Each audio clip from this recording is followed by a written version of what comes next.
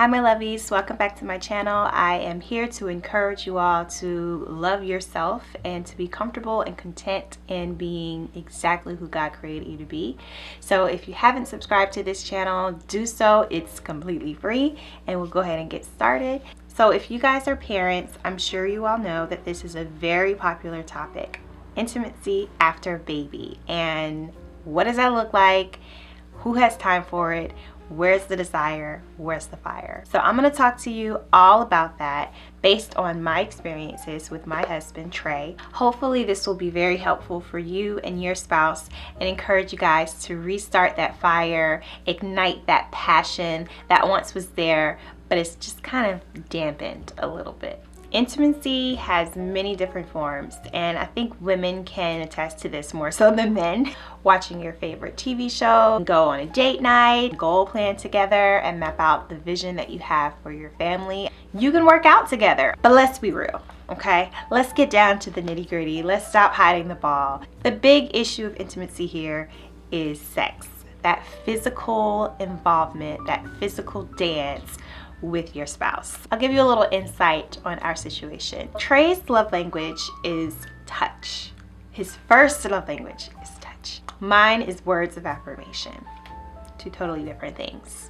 Words versus physical touch. So naturally, he has a higher libido than I do. And couple that with being a man, it's just like he wants it all the time. Every day, multiple times a day if he could. That would be a dream for him. Of course, when you bring kids into the situation, it can kind of make things a little challenging, a little interesting on how we're going to still make this happen and have the passion and then the time commitment for such as this. I'm going to share with you 5 tips on how to maintain that special intimacy with your spouse, how to continue to have sex post-baby, and let's get started now. Tip number 1, say yes to more sex without excuses. I may need to repeat that for some of y'all. We gotta decrease those excuses, ladies. Ladies, you know what I'm talking about. I'm kind of tired, so can we do this another day? Actually, I'm still on my cycle. Yeah, I know it started 4 days ago, but you know it's a little brown, so that's kind of nasty. Oh my gosh. I have a stomach ache, babe. I have had this headache all day and I just need to go to sleep. Like, I need some rest. You know, I'm just not feeling it tonight. I don't feel pretty. I don't feel sexy. I feel like a mess. Okay, hold on. Let me go take a shower first, okay? And then after I get out of the shower, I'm good. Can I fold these clothes first real quick? I just need to fold these clothes. They've been here for a week. And then we're good. Babe, I gotta get up soon. You know she's gonna wake up soon for me to feed her. Can we do this another time? I gotta get up for work in like 4 hours, really? I'm sure you could relate to at least one of those excuses from time to time. I know I can. One of the things that we have to do, and it's much easier said than done for sure, because y'all, I'm growing in this department too. We just have to really kind of eliminate just using the excuse every time, because 1, when you think about it, it really isn't fair to them, right? 2, it's not really going to take a lot of time. Like, it's not like we're like doing this whole ordeal or making a movie or something like that, like if you're into making movies or something. I know that all of us can work on eliminating some of the excuses or decreasing the amount of times that we use them. So it's not to make you feel guilty, it's just to hold you accountable. Okay? All right. Tip number 2, get creative. Have fun. I mean, you guys are friends, right? You all can laugh at each other. Don't take things too seriously. Seriously, like, oh my gosh, it's gotta be in a bed at 9 o'clock at night, and you know, we've got to handle this because this is ordained by God and this is an actual requirement for husband and wife. Let your hair down. So, okay, just to give you an example, Trey and I, this is something that we just tried out recently. It's called the 5-minute quickie challenge. Let me explain. On a typical night, after a very full day of adulting, of parenting, all of that, it comes to the point where Trey's looking for some extra loving. He wants to get to know his wife. And I'm, feeling tired. Like, when I say tired, I mean like legitimately tired, like exhausted even. But I'm like, I know that you have a need. I want to supply a resource for that need. So we come up with this wonderful game or challenge. If he can hit the mark, finish the race, meet his friend, create that firework. If he can do that in 5 minutes or less, then we can do this whole thing again tomorrow. Like 2 consecutive days.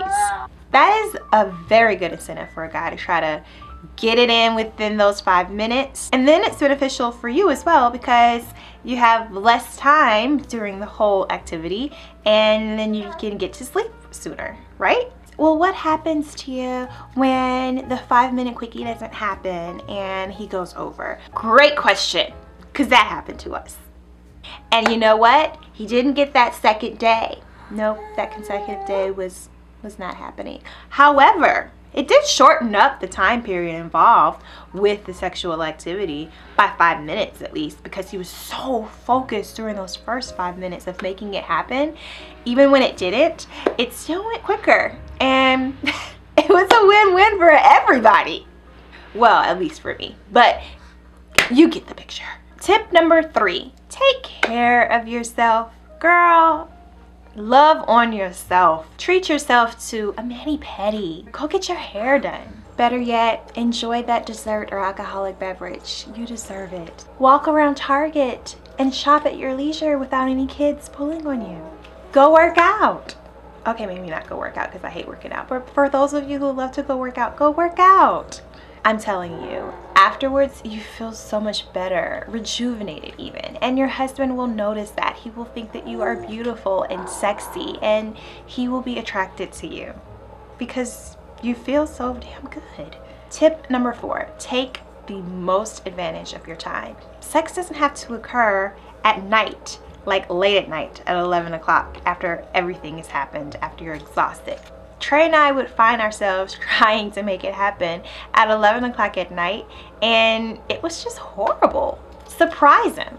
Surprise yourself even. Heck, initiate it in the morning before all the kids wake up, before we even get out of the bed.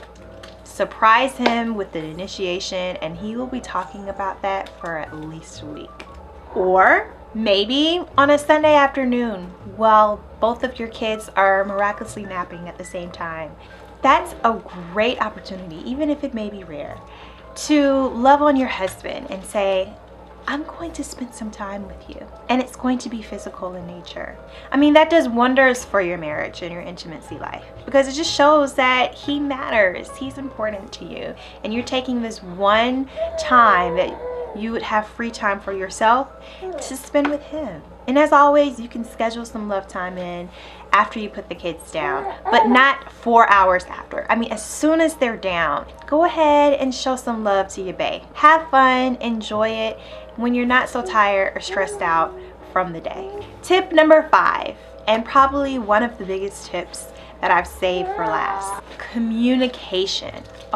Have that open communication with your spouse. I mean, talk it out. Talk about your feelings. Open up about any discomfort that you may be experiencing, whether that's physical discomfort because of just giving birth. Talk about your physical appearance and how that's affecting you and how you don't feel pretty or you don't feel sexy. Talk about your lack of mojo, how there's not a desire to have sex and how that doesn't equate to you not wanting to pursue your partner or not finding your partner attractive. It's just there are a lot of hormones that are out of balance, out of whack, trying to find their way home again, and it's got you feeling out of sorts, which can have you feeling emotionally disconnected in so many more ways than one. With open communication, it's inherent to show respect and support for each other. Respect what your partner has to say, what's coming out of your mouth as well as what's coming out of his, and what he's dealing with and how he's feeling. It all matters. Create a schedule, create a plan of action that will help support each other. And during those times of misunderstanding or misgivings, that you all won't blame each other, but instead lift each other up. And when I talk about creating a schedule, I mean create a timeline for realistic progress in this thing and set some realistic goals. I know that can sound kind of boring for you to set times to have sex with your spouse, but in the beginning, in that postpartum period, of course, you need to do what works and not worry yourself so much about spontaneous sex right now. So if that requires you to set a schedule to have sex with your husband every Tuesday and Thursday at 8 p.m., if that works for you, then go for it, because that's going to help create the balance. And then later on, you can work on spontaneity and surprise. When you communicate with each other, you can also identify those key limitations. You know, those certain periods of time where too much time goes by and it can affect the relationship in a negative way. You all should have a good number range of days to know where we can't go past day number 7 or 14, whatever it may be, without having sex before being able to talk about it, or to inherently know, like, look, we gotta make this happen because there's a strain on the relationship. And I feel like that should be openly communicated between partners. Alright guys, that's all the time that I have for now on this topic, but let me know how you feel about it. Hopefully you were able to gain something from the 5 tips that I shared in this video, and that it will help encourage you and your spouse on your journey back to a healthy balance of intimacy and sex in your life. I thank you so much for watching, and I will see you in the next video. Remember to subscribe. Love you much. Mwah! Bye!